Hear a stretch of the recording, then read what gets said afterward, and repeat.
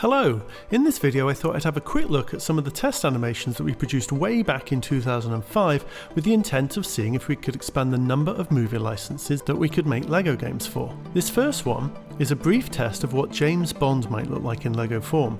We actually made a lot of progress at the time towards signing up the rights for a LEGO Bond game. The video game rights holders at the time, Activision, were on board, as well as the Broccoli family who owned the movie rights. LEGO were also on board, but with the release of Casino Royale a year after we produced this animation, it was clear that James Bond was rebranding as dark and gritty, and as such, it was seen by LEGO as too violent for kids, which made sense. So that one didn't work out.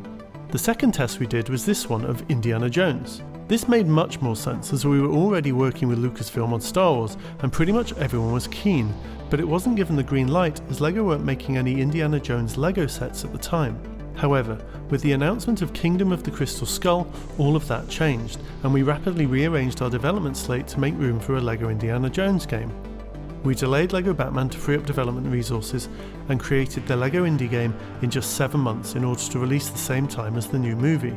Here's a look at an early version of a teaser trailer for the game. Let me know in the comments if you'd like to see a comparison video between this and the final cut of the trailer. Keep an eye, for instance, on how different Indy's stubble looks.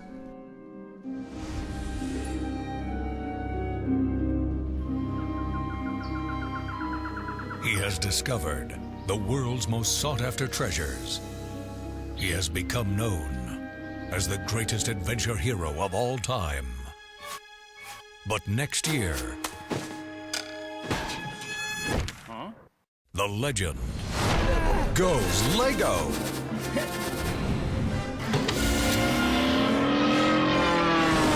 LEGO Indiana Jones, the video game.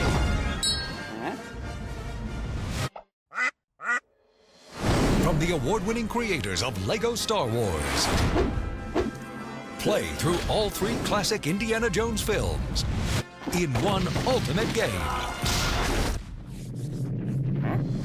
Play as the legendary action hero in LEGO Indiana Jones, the video game. Adventure breaks new ground. The third test we did was this one of Lara Croft. Eidos had published the first LEGO Star Wars game with us, and so we had a good relationship with them, but we didn't feel like Lara on her own or Tomb Raider was a big enough brand at the time to justify a standalone game, at the expense of things like LEGO Star Wars or Batman. However, we approached Lucas about the idea of a crossover game featuring Indiana Jones and Lara Croft in the same game. It was then that we found out how upset Lucas were at the Tomb Raider franchise in general, as they felt they'd stolen the Indiana Jones idea when creating Tomb Raider, and so that concept was shot down immediately. Well, I hope you enjoyed this brief look at some long-lost animations, and I'll see you next time. Bye bye.